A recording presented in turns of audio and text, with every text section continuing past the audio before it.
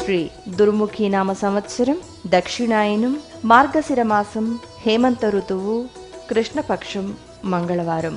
తిథి సప్తమి, సాయంత్రం 6:44 వరకు. నక్షత్రం పుబ్బ, మధ్యాహ్నం 2:14 వరకు. వర్జం మధ్యాహ్నం 2:41 నుండి సాయంత్రం 4:25 వరకు.